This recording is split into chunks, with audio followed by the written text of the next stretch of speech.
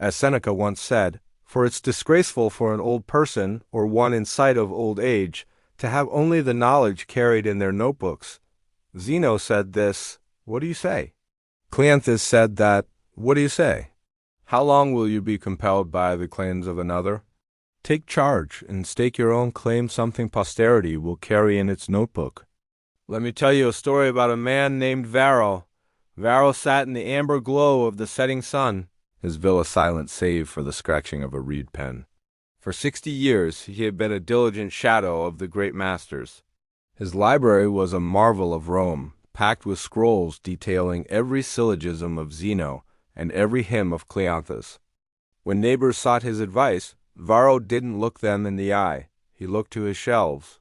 He would unroll a weathered parchment, find a passage, and recite it with the precision of a temple herald. He was a human library, a vessel for the wisdom of others, but what about his own? One evening, a young man named Titus arrived at the villa, his face etched with the exhaustion of a soul in crisis. Titus had lost his family's estate to a corrupt magistrate and felt his spirit breaking under the weight of injustice. He sat before Varro, pleading for a way to find peace. Varro instinctively reached for a heavy scroll of Chrysippus. "Wait," Varro murmured, his fingers fumbling with the wax seal. The master once wrote that external circumstances are but indifferent things, and that the soul. "But Varro," Titus interrupted, his voice trembling, "I have read Chrysippus. I have his words in my own home. I came to you because you have lived 60 years. I want to know what your soul says when the lights go out." Varro froze. His hand remained poised over the ink, but his mind was a hollow hall echoing with the voices of dead men.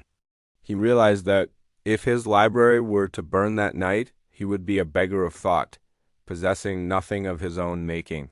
He looked at his wrinkled hands, then at the grieving young man. He felt the sudden, sharp sting of disgrace. He was an old man who had spent his life decorating his mind with the furniture of others, never building a single room of his own. Slowly, Varro pushed the scrolls aside. He closed his eyes and looked inward past the memorized definitions. He thought of his own years in the legions, of the quiet dignity he had found in simple endurance. He opened his eyes and spoke from his own marrow. "Grief is a storm," Varro said softly. "You do not fight the wind. You become the anchor. The estate is gone, but the man who built it is still sitting before me. That man is the only thing the magistrate cannot steal." Titus exhaled, a visible tension leaving his shoulders. He didn't need a quote, he needed a witness. Varro took up a fresh, blank piece of parchment. For the first time he did not write "Zeno said." He began to write his own truth. This story beautifully illustrates Seneca's warning against notebook knowledge. It shows that while studying the masters is a vital foundation, true wisdom requires us to move beyond imitation. To stake your own claim is to use your own reason and lived experience to form original convictions.